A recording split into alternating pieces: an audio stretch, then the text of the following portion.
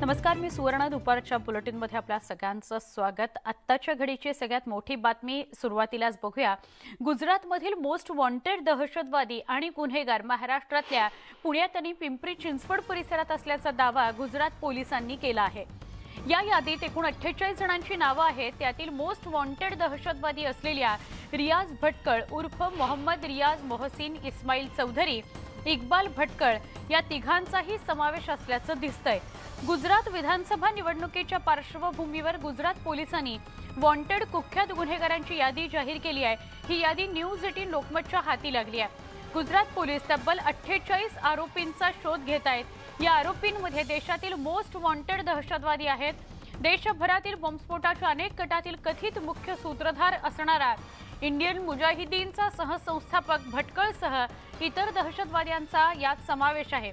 यामुळे महाराष्ट्र पोलिसात एकच खळबळ उडालेली आहे. या सगळ्यांचा युद्ध पातळीवर शोध घेण्याचं मोठं आव्हान पोलिसांसमोर आहे. आमचे प्रतिनिधी गोविंद वाकडे यांच्याशी सविस्तर बोलूया. गोविंद, पिंपरी चिंचवड किंवा पुण्यामध्ये गुन्हेगारांना पकडण्यासाठीची मोहीम सुरूच झालेली होती, पण आता ही मोठी बातमी समोर येते. ही यादी धक्कादायक आहे.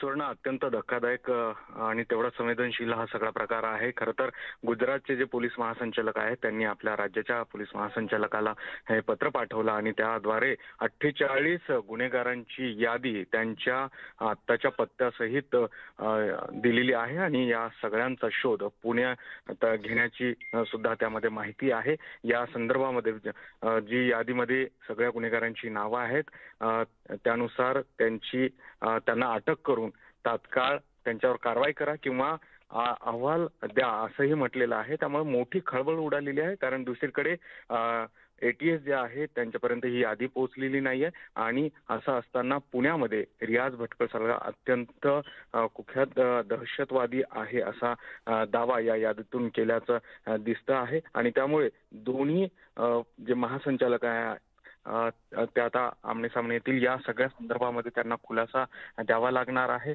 यामध्ये 5 महिला आरोपींचा देखील समावेश आहे आणि पिंपरी चिंचवडमध्ये भोसरी परिसरात राहणाऱ्या 2 आरोपीचा समावेश आहे ज्यांनी गुजरातमध्ये आर्म ऍक्ट खाली गुन्हे केलेले आहेत असे गुन्हेगार आहेत.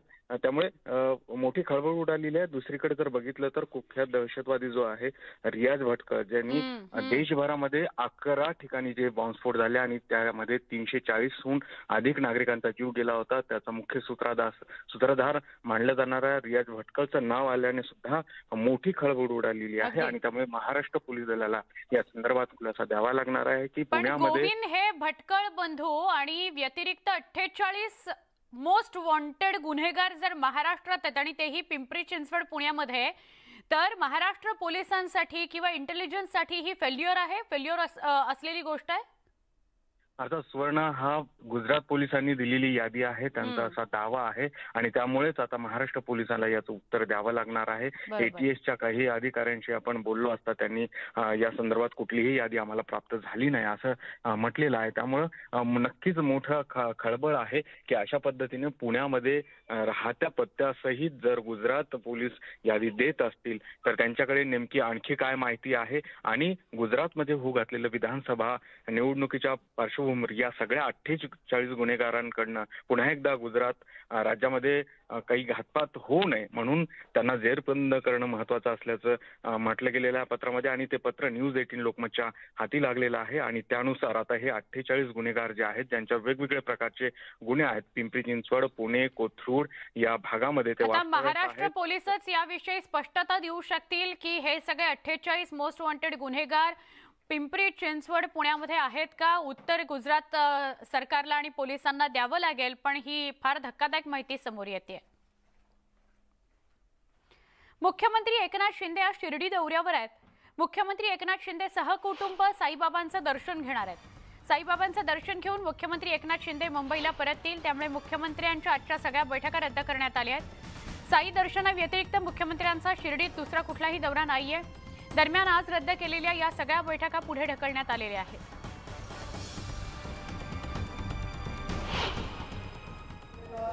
मुख्यमंत्री एकनाथ शिंदे आज शिर्डीमध्ये साईबाबांच्या दर्शनासाठी येत आहेत. महाराष्ट्राचे मुख्यमंत्री झाल्यानंतर पहिल्यांदाच त्यांचा शिर्डी दौरा होत आहे। आजचे सगळे कार्यक्रम त्यांचे रद्द करण्यात आले आणि ऐनवेळी साईबाबांच्या दर्शनाचा प्रोग्राम ठरवला गेलेला आहे।